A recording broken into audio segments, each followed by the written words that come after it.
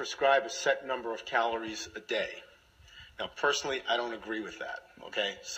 But an important point is that there's no ideal diet. There's no ideal diet.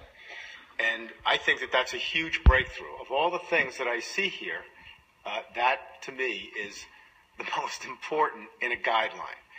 So that putting people on a low-fat diet and having them count calories, it could work for some people. I mean, the kind of patients we see in our center, that hasn't worked. Otherwise, they wouldn't travel to the east side of Manhattan and pay $35 to park. Like, they would not be there. And I would not have a job. That's what I tell people. If what we were doing weren't important and did not work, then I would not be employed. So the fact that we exist, I think that in fact tells us that just telling people to count calories with a low-fat diet is not uniformly successful. If it is, that's great. We're thrilled. We're thrilled for you. But recognize that there are people who do well on lower carbohydrate diets.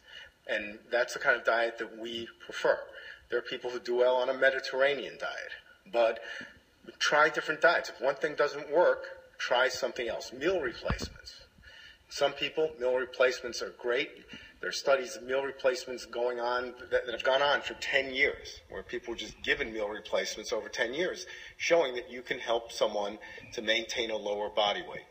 So be flexible in your thinking about diet, right? So it's not this way or the highway. If this doesn't work, then we're going to go to plan B, C, D, or E. And then advise